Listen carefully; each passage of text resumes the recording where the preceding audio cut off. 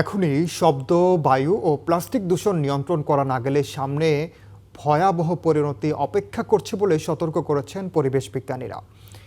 বলছেন শুধু নীতিমালা নয়, নিতে হবে কঠোর পদক্ষেপও। জবাবে পরিবেশ প্রতিমন্ত্রী জানান, পলিথিনের বিকল্প নিয়ে কাজ করছে সরকার। দূষণ কমাতে আনা হচ্ছে ইলেকট্রিক বাস। ঢাকায় ৮২ এলাকায় শব্দের মাত্রা ৬০ ডেসিবেলের বেশি। ফার্মগেট, শাহবাগ, গাবতলীর মতো স্পটে তা ওঠে ৮০ থেকে ১১০ ডেসিবেলে। তীব্র এই শব্দ দূষণে শ্রবণ শক্তি ক্ষতি, ঘুমের ব্যাঘাত, মানসিক চাপ সহ তৈরি হচ্ছে রক্তচাপের ঝুঁকি।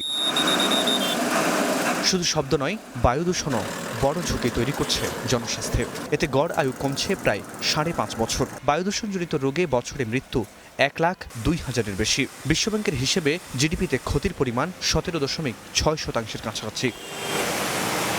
আর এসব তথ্য মিলেছে জাতীয় প্রেস ক্লাবে বাংলাদেশ পরিবেশ আন্দোলনের সেমিনারে। এ সময় শব্দ ও বায়ুর পাশাপাশি প্লাস্টিক দূষণ নিয়েও সচেতনতা বাড়াতে জোর দেন পরিবেশ বিজ্ঞানীরা। এখন এতদিন যদি একটা প্লাস্টিক থাকে, তাহলে এই প্রত্যেক বছর যে অ্যাকুমুলেশন হচ্ছে, অ্যাকুমুলেশন হওয়ার জন্য এটা কতটা বাড়তে পারে সেটার একটা সবাই এটা নিয়ে আতঙ্কিত আছে।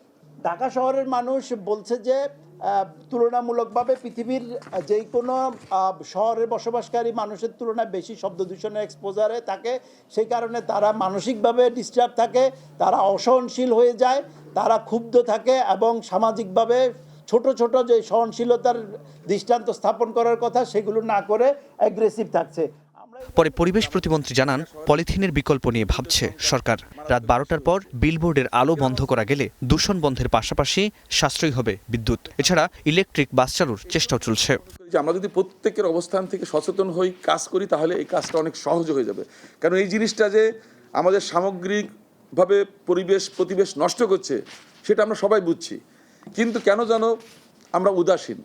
ভবিষ্যৎ প্রজন্মের জন্য নিরাপদ দেশ গড়তে হলে পরিবেশ বিপর্যয় ঠেকানোর কোনো বিকল্প নেই বলেও জানান বক্তারা। বা প্লাস্টিক নিয়ে যে এই যে মানুষ যে মারা যাচ্ছে, সেটা নিয়ে কিন্তু প্রসার খুবই কম হচ্ছে। কিন্তু ফরহাদ বিন নূর, স্টার নিউজ, ঢাকা।